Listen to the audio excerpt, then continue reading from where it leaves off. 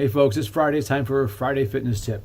This is episode 3. I'm about ready to shoot some videos for our Fit Happens courses through our online university, both the schools and my own. So this is a great time to go over some good information for you. Today's topic I've decided to tackle is the obsession people have of when and how often to eat and all that kind of stuff. And some people are terrified to eat after 6 o'clock because it's going to turn to fat, or they insist they must eat every 3 or 4 hours, or otherwise their metabolism is going to drop. The reality is it doesn't matter. The amount of metabolic spiking, if you will, from eating food is relative to the amount of calories you consume.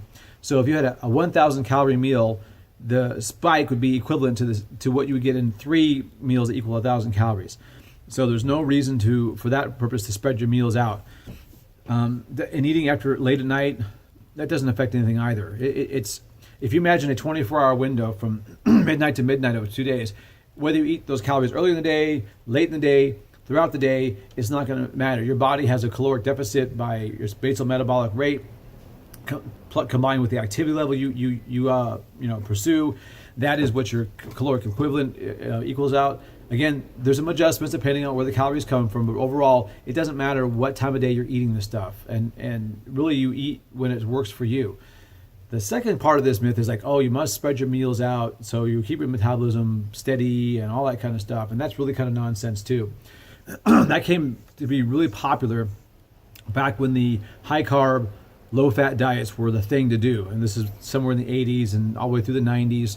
And it was kind of a necessity because when you eat a low-fat, high-carb diet, you get really hungry a lot. I know I used to do that myself. When I started personal training, that was what we advocated. White rice and boneless chicken breast, and that was your meal. And, you would be hungry all the time. At least I was. And so it didn't take a lot of discipline and willpower to keep your calories down low enough to actually lose any body fat. Or you had to work out like a demon in the gym. And that's I'm going to do a whole other video on that topic, but that's what happened there.